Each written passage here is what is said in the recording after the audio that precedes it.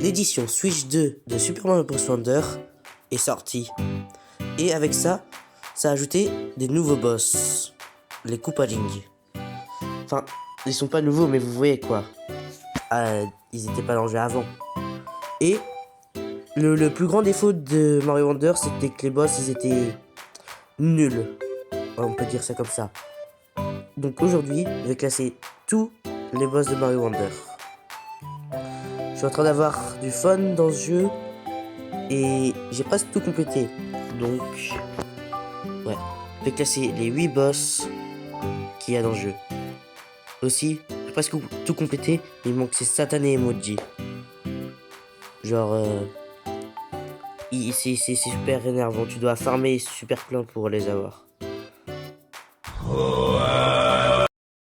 8ème, la voiture Koopa. Bon, je sais pas si on peut considérer ça comme un boss, mais je vais le mettre dans la liste pour que la vidéo soit plus longue. Donc, c'est juste, il faut toucher les cartes des Koopalings genre une vingtaine de fois. Et c'est ça le combat, ils essaient même pas de t'attaquer. Donc c'est pour ça. Mais maintenant, c'est les vrais boss. Et je vais juste compter leur version hyper, des entraînements bonus. 7ème, Wendy. Donc là, Wendy, c'est un gros chip. Je sais pas pourquoi ils ont fait cette décision, en plus c'est dans la forêt, mais c'est marrant. Donc c'est le plus facile de tous, parce qu'en même temps c'est le premier. Et c'était un des deux qu'on avait vu dans le trailer. Et elle va genre passer d'un côté à l'autre dans l'écran et tu dois lui sauter dessus. À un moment elle va faire apparaître plein de chips, après sortir avec une armée de chips derrière elle. Et puis quand tu l'auras touché à cette fois, elle va devenir énervée et venir sur le stage. Et si tu la touches, elle va devenir énorme, donc ça sera plus difficile de la toucher. Il faut que tu attendes qu'elle aille sur le sol, puis la toucher, quoi. Parce que vraiment elle sera énorme. 6ème, Morton. Morton est une espèce de marionnette géante quand elle se fait transformer par les effets Wonder. Et vous devez essayer de tenir ses lianes dans le ciel. Je trouve que c'est aussi mignon qui se fait contrôler par des lacs qui tuent. Et aussi, à fur et à mesure que le combat il se passe, les blocs, il y a plus de blocs qui peuvent se casser, donc tu as plus de chances de tomber dans la lave. Ce qui ne m'est jamais arrivé personnellement. Mais ce combat devient facile à cause du pouvoir fleur. Et c'est ça qui le retient d'être plus haut. C'est aussi le deuxième combat qu'on avait vu dans les trailers. Et puis dans la deuxième attaque, il met des boules. Enfin, il met des boules. Il attaque avec une boule quoi, rien de spécial. 5ème, Iggy. Là, Iggy est une espèce de plante carnivore qui utilise comme attaque les plantes Wonder qui sont dans le monde et qui vous empêchent de progresser. Et il te lance les attaques de la plante piranha pastèque et les graines là des petits rongeurs du 3ème niveau. Et je trouve que c'est intéressant comme attaque. Vous devez plateformer sur les plantes piranha pour aller jusqu'à Iggy. Mais vous pouvez pas rester en place trop longtemps parce qu'il y a une plante piranha qui va sortir du sol où vous êtes. Donc vous devez faire une décision rapidement. Je trouve que ça c'est cool. Des fois il va mettre genre élonger son cou. Du coup vous devez attendre un petit peu pour qu'il descende quoi. Je trouve que c'était très bien, ça a utilisé le parcours parfaitement. Et les plantes piranha m'ont fait penser aux piranha rampantes de Mario 3D World. Et ces ennemis ils étaient très bien, donc il mérite sa place ici. Parce que même s'il est très bien là, je le dis bien, tous les autres sont meilleurs. Donc c'est pour vous dire comme les boss des jeux, enfin de cette édition Switch 2 sont bien.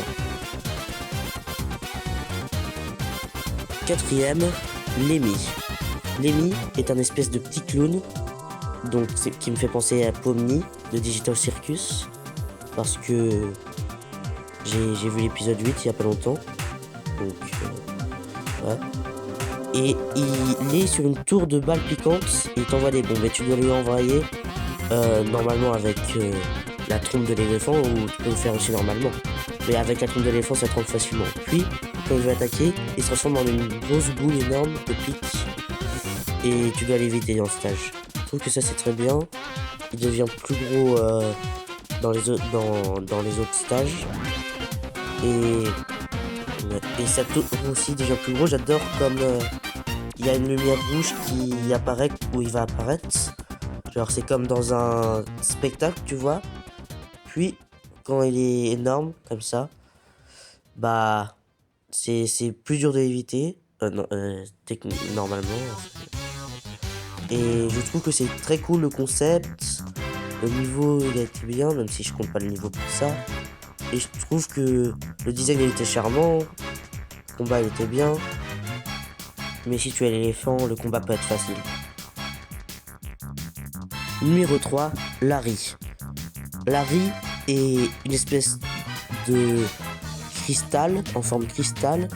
Et il va faire que les murs se choquent.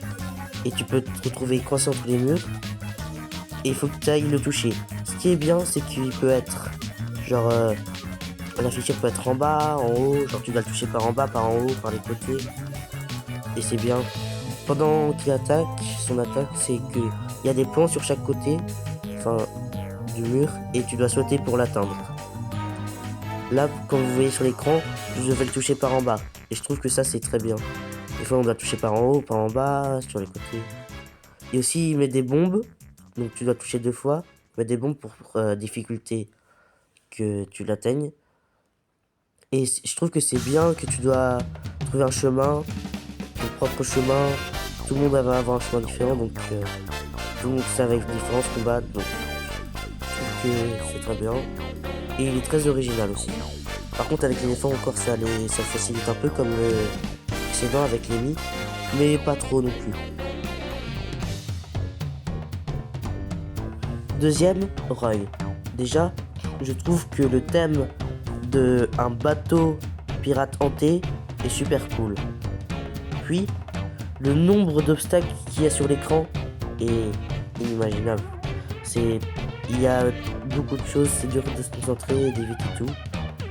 Mais dans ce combat, il y a Roy derrière, dans le background, et tu dois, avec un espèce de vase, lancer des boules de lumière pour le toucher. Et si tu touches à cette fois, il va revenir dans son bateau, tu peux essayer de t'écraser avec. Mais bon, moi, je meurs jamais par un bateau. Donc, comme je le disais, je meurs jamais par un bateau. Et il va casser les plateformes, elles vont apparaître à part d'eau. Donc, vous avez moins d'espace pour protéger des boules de feu qui sortent de son bateau. Puis, aussi, un truc cool que je trouve, c'est que les bouts vous obligent à aller sur les plateformes, à descendre des plateformes. Ça, je trouve que c'est bien et tout. Et j'adore aussi le style de Roy. Genre, je trouve qu'il est très stylé, comme ça. Regardez les bouts là. Je suis obligé d'aller sur la plateforme, sinon je prends des dégâts. Et là, je suis obligé de sortir parce que sinon, les autres ils vont donner. Et puis, tous les trucs qui sont sur l'écran en même temps, c'est abusé. Tu dois tout éviter. C'est vol dingue. Et j'aime bien aussi qu'ils ont utilisé les au sec parce qu'ils n'étaient pas dans le jeu avant. Et puis dans la deuxième phase, c'est encore le truc du bateau, mais cette fois il y a plein de bouts qui essayent de t'empêcher d'aller dans le bon trou. Il y en a même un qui bouche un trou, donc tu dois aller dans le bon trou. Puis il y a encore une plateforme qui disparaît, donc là t'as encore moins d'espace pour te protéger là. Et puis on a le dernier de cette liste, le premier, Ludwig.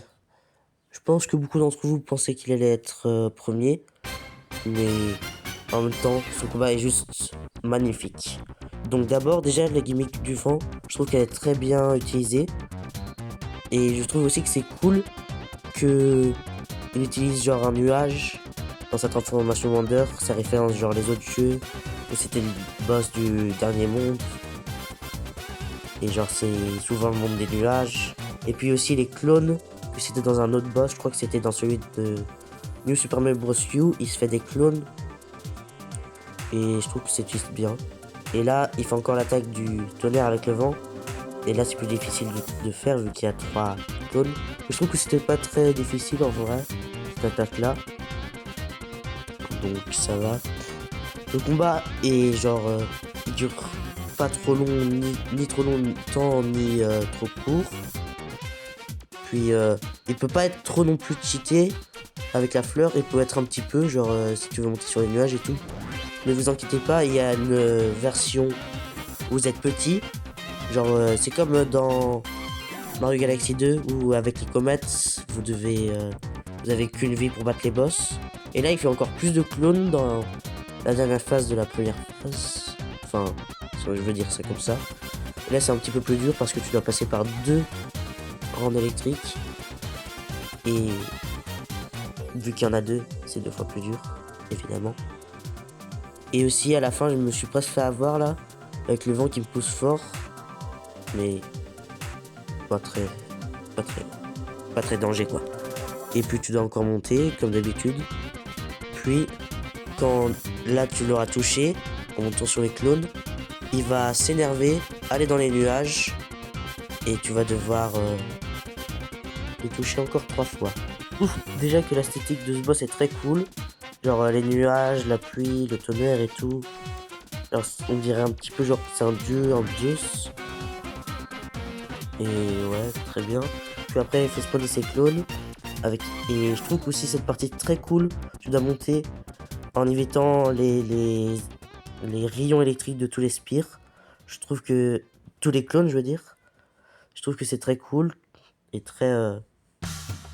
Cool. Et bon, qu'est-ce que je dis? Bon, il absorbe tous ses clones et il devient énorme. Du coup, il produit genre... une tonne d'éclairs en même temps, ce qui est très dur de s'échapper quoi, on va dire ça comme ça. Et puis là vous devez attendre que des nuages apparaissent. Puis ça se trouve vous devez attendre aussi que qu'il commence à genre pleuvoir, tu vois, pour que vous montiez. Et si ce que je trouve cool, si genre si t'es sur un nuage que tu peux le toucher, il va target ce nuage là. Et du coup tu dois sauter direct avant qu'il fasse un rayon dessus. Parce que t'as pas le choix, soit tu le touches, soit tu te fais toucher. Et je trouve que c'est très cool, en vrai. Puis il y a le vent aussi, qui est toujours là. Genre ça difficulte le parcours. Et je trouve que c'est une bonne idée, tu vois. Des fois tu dois aller tout au bout de l'arène pour pas te faire toucher. Et je trouve que c'est bien. Puis tu lui mets un dernier coup et paf, il est mort.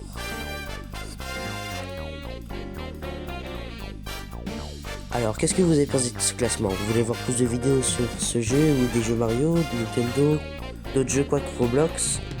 Et si oui, dites-moi dans les commentaires. C'était Mosca, c'est la prochaine fois. Salut!